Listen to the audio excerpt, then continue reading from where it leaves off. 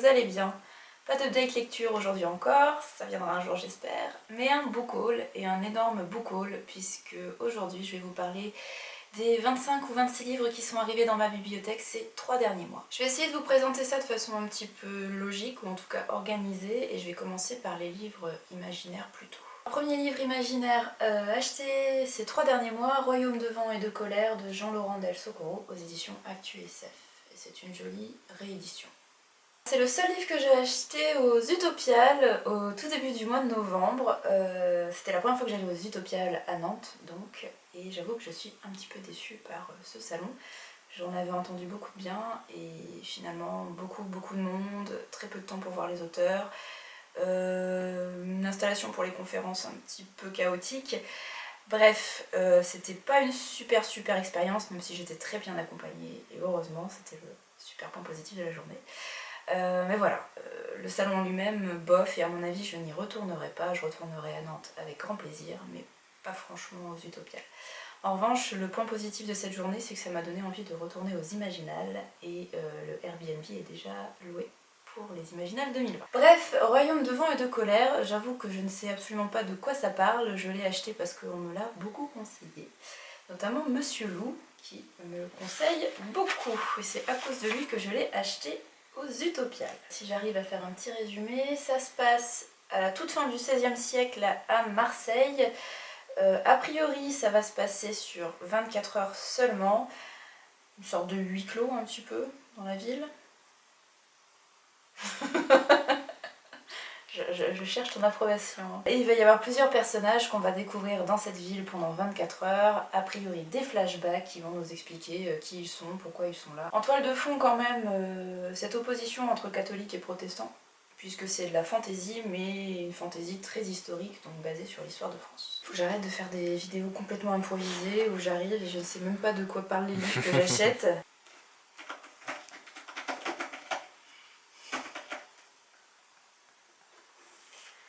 C'est bon, on peut y aller. Alors, deuxième livre que je vous présente aujourd'hui, Zoomancie de Adrienne Thomas aux éditions Lynx. Je l'ai acheté en contrepartie de l'opération Ulule pour le PLIB 2019, pour la remise de prix du PLIB 2019. Il y avait tout un tas de contreparties et j'avoue que j'ai choisi la contrepartie qui me tentait le plus.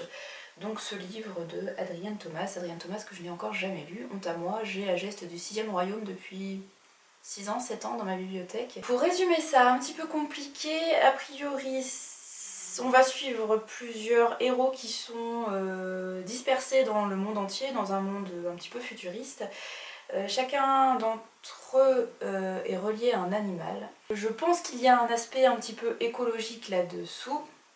Et il me semble que Adrienne Thomas est plutôt un spécialiste des animaux. Je crois que son métier premier était dans le domaine animalier, donc à mon avis il sait de quoi il parle. On continue avec le deuxième tome de Guenièvre, la reine de Bretagne de Nancy Mackenzie. Là c'est une édition France Loisirs, la collection Fantasy. Je possède le premier tome dans une autre édition, donc ça va être vraiment disparate dans la bibliothèque puisque c'est une édition en grand format que j'ai pour le premier tome. Premier tome que j'ai lu il y a pas mal de temps quand j'étais ado, dans ma grosse période légende arthurienne. Et j'avais bien aimé ce premier tome qui mettait en scène Guenièvre, qui est un personnage que je n'aime pas habituellement dans la légende arthurienne. Et là, comme c'est écrit du point de vue interne, on est vraiment dans la tête de Guenièvre et ça devient un personnage un peu plus attachant, un peu plus appréciable. Autre livre acheté à Nantes au tout début du mois de novembre dans une petite bouquinerie, Chronique du pays des mers de Elisabeth von Arburg aux éditions Le Livre de Poche. Et comme vous pouvez le voir, un très vieux livre jauni. Je me rends compte que j'achète beaucoup de livres sans vraiment savoir exactement de quoi ça parle. J'achète sur impulsion, instinct, juste en connaissant les thématiques, ou alors parce que c'est l'auteur, l'autrice qui m'inspire, ou alors parce qu'on m'a beaucoup conseillé. Mais c'est toujours un souci quand je dois vous résumer ces livres en vidéo. À chaque fois je suis obligée de relire les quatrièmes de couverture, puisque je me sens bien incapable de vous dire de quoi ça parle. Je peux juste vous dire que Elisabeth von Arburg est apparemment un grand nom de la science-fiction. une autrice très renommée et une autrice très féministe. On est dans un futur lointain, je pense. On nous dit que les hommes ont ruiné la planète Terre. Les hommes, pas avec un grand H, mais les hommes avec un petit H, donc les êtres humains masculins. Voilà, et donc on est dans une société très matriarcale. Pour continuer dans la veine un petit peu féministe, vous allez voir, c'est quand même quelque chose qui revient pas mal dans ce book haul, dans les achats de ces 3 derniers mois. Je vous présente La Petite Femelle de Philippe Genada aux éditions Point. Là, c'est une collègue qui me l'a très largement conseillé. La Petite Femelle, c'est une histoire basée sur un fait réel. Ça se passe en 53 en France et on va suivre le procès d'une femme qui est accusée d'avoir tué son amant. Et derrière ce procès, ça va surtout être la thématique de ce féminisme avant l'heure, de toutes ces femmes qui cherchaient déjà à s'émanciper, qui étaient peut-être trop rebelles pour l'époque. Et voilà, elle va servir un petit peu d'exemple. Apparemment ça se lit très très bien, même si c'est un très très gros livre qui fait quasiment 800 pages. C'est quand même bien chargé, avec des bons paragraphes. Mais on se passionne pour cette histoire et c'est un petit côté scandaleux, révoltant. On continue avec une histoire de femme forte, Le mur invisible de Marlène Hachofer aux éditions Babel. Un livre qui est beaucoup passé sur YouTube, sur Instagram. C'est là que je l'ai découvert et c'est en le voyant beaucoup que ça m'a donné envie de le lire. Là on va suivre une femme, à nouveau, héroïne, qui se retrouve seule dans la forêt à survivre après une catastrophe planétaire. Je pense qu'on ne sait pas du tout si d'autres qu'elle ont survécu, et en tout cas elle doit se débrouiller totalement seule dans la forêt avec ses connaissances et les ressources qu'elle peut trouver autour d'elle. Encore un destin de femme marquant et poignant avec Né d'aucune femme de Franck Buis aux éditions La Manufacture de Livres. Vous l'avez sans doute vu passer énormément sur les réseaux sociaux, mais également dans la presse, puisque c'est un livre qui a reçu beaucoup de prix, notamment le prix des lectrices de Elle, le prix des libraires, ou encore le premier prix Babelio.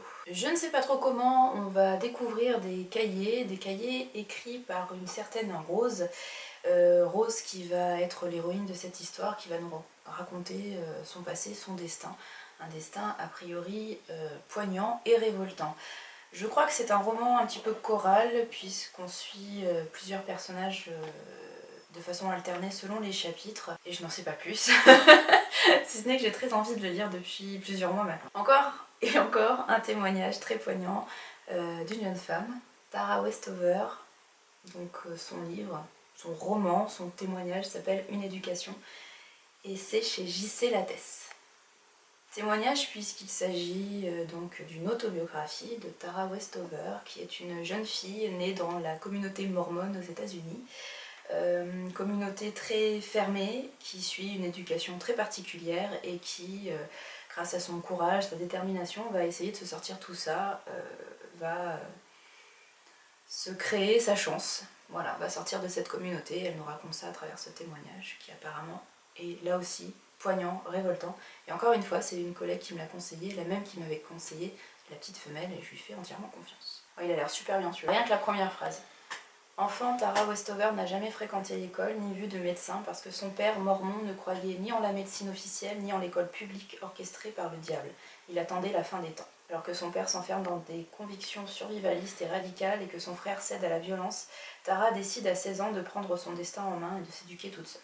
On continue avec un cadeau d'une collègue, ce qui m'a fait très plaisir. 5 jeunes filles en armorique par GG, tout 12, dans la bibliothèque verte, bibliothèque de notre enfance.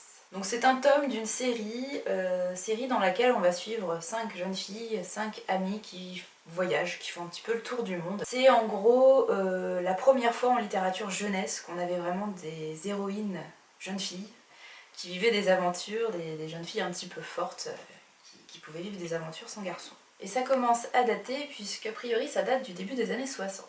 Et j'ai quand même oublié de vous dire une chose importante, c'est que ces jeunes filles ne voyagent ni en train ni en voiture, etc. mais sur une goélette qui s'appelle Aréthuse. Elles font le tour du monde sur ce voilier. Donc elles subissent des tempêtes. Et là a priori il y en a une qui fait rage entre l'Irlande et la Bretagne. Faut que j'arrête de dire a priori dans mes vidéos, je le dis tout le temps. Et à chaque fois je le dis, mais je dis mais arrête. Surtout que je dis a priori alors que je viens de lire le truc. C'est même pas a priori, c'est oui. Je veux dire a priori. C'est une île qui n'existe pas. Pour continuer du côté de la mer, de la Bretagne, de l'Irlande, je vous présente Les Reflets d'argent de Susan Fletcher aux éditions J'ai lu. Alors on n'est pas en Irlande, on n'est pas en Bretagne, on est sur une île qui s'appelle Parla, qui n'existe peut-être pas, mais en tout cas qui me fait penser, vu le résumé et vu l'illustration de couverture, à une île qui pourrait se trouver dans les mers d'Irlande, mer d'Écosse, etc. Avec un côté folklore très présent. J'ai reçu ce livre dans la box Exploratologie du mois de décembre. C'est une box que j'avais eu l'occasion de tester une fois. Je vous mettrai le lien vers la vidéo dans laquelle je vous présentais cette box que j'avais testée il y a quelques années maintenant. C'est le livre surprise reçu dans la box Exploratologie du mois de décembre. Donc, comme je vous le disais, sur une île entourée par la mer, souvent déchaînée, île de Parla, avec un folklore, une mythologie très présente. Et un beau jour, un homme étrange va s'échouer sur la plage et ça va complètement transformer le quotidien des quelques familles qui vivent sur cette île. D'autant plus que cet homme ressemble étrangement à un homme qui est décrit dans les mythes que connaissent les habitants de cette île. Hiver, Noël oblige, enfin oblige nous, mais ça me donne envie en tout cas d'acheter des livres qui se déroulent durant cette période.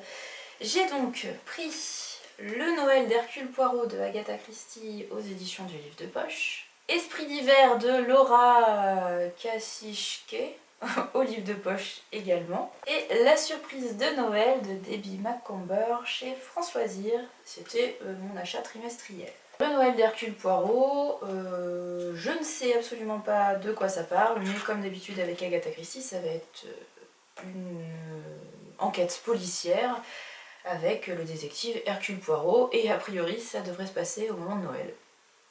Voilà. Je pense que quand on aime Agatha Christie, de toute façon, une petite enquête en plus d'Agatha Christie qui se déroule au moment de Noël, ben voilà, c'est très bien, c'est parfait. Pour ceux qui participent au Cold Winter Challenge, je pense que ça peut être un bon titre. Cette année, je n'y participe pas, mais pendant le mois de janvier, j'aimerais bien lire quand même des livres en rapport avec l'hiver ou Noël.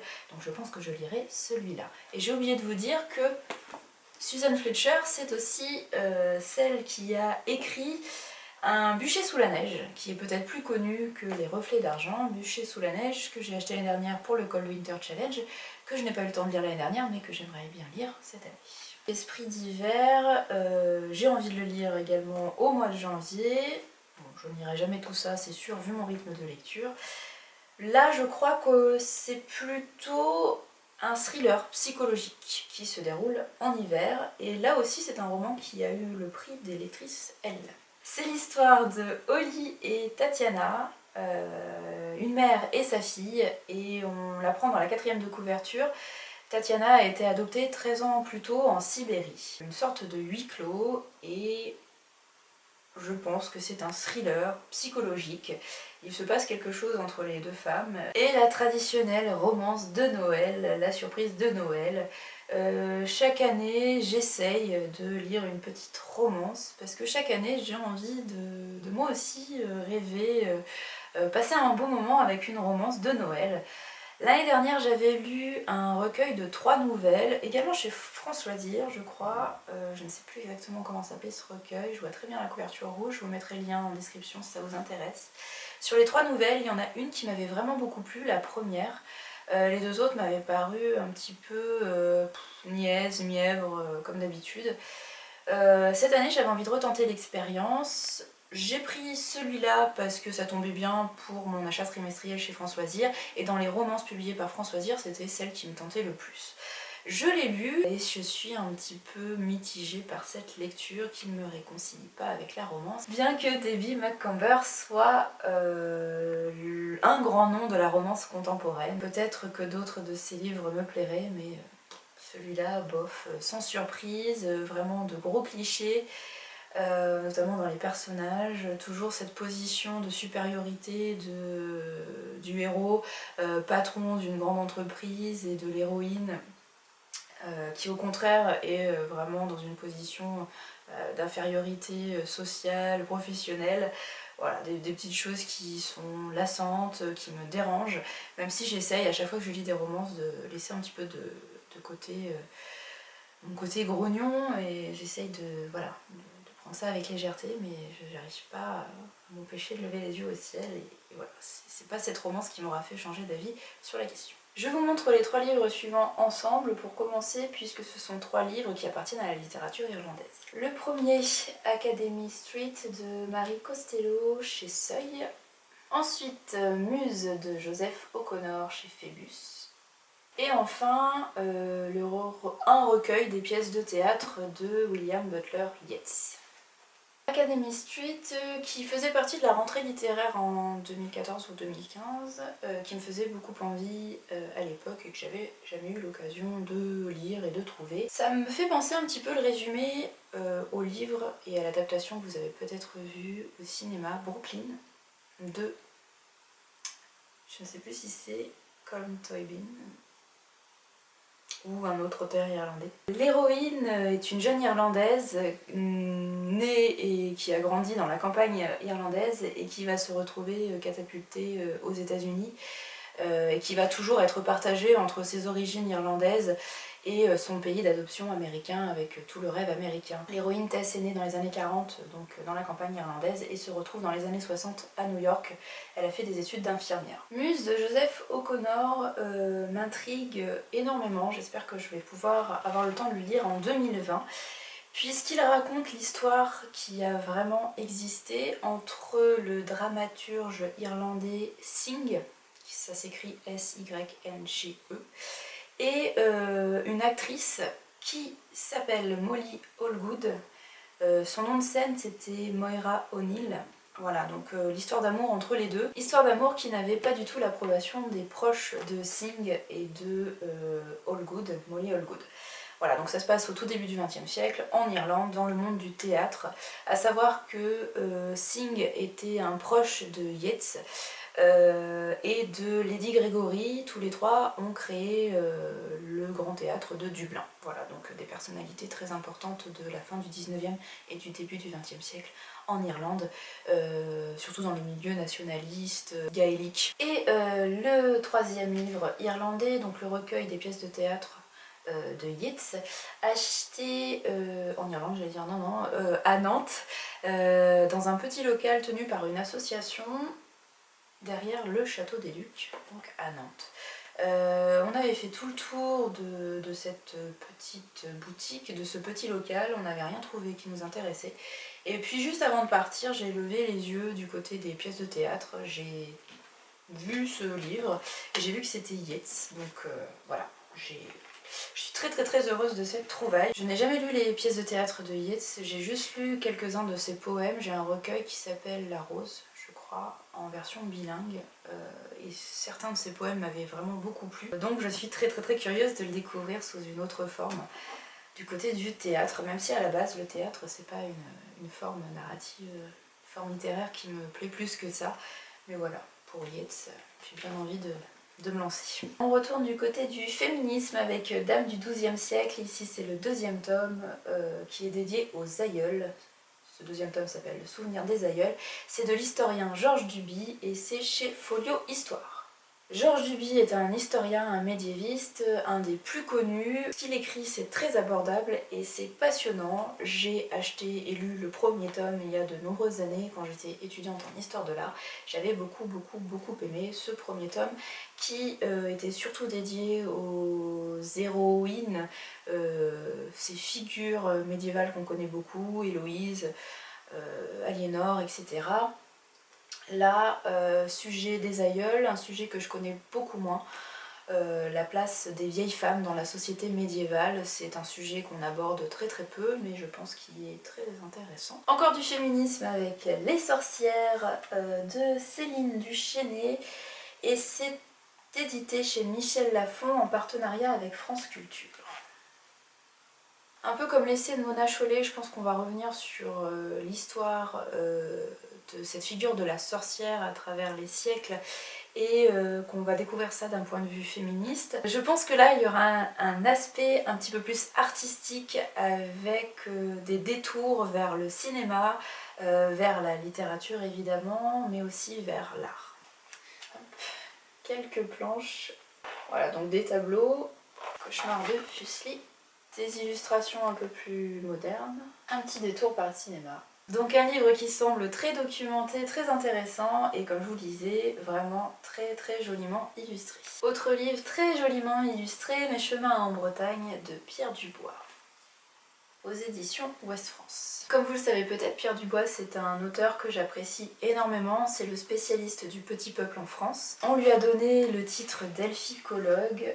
Si vous avez l'occasion de lire ces recueils de contes, de petites histoires, n'hésitez pas. Là, pouvoir découvrir les endroits favoris avec un petit côté mythique, mystique, ça me plaît beaucoup. Je pense que pour un prochain pèlerinage en Bretagne, ce sera très chouette de m'inspirer des chemins préférés de Pierre Dubois.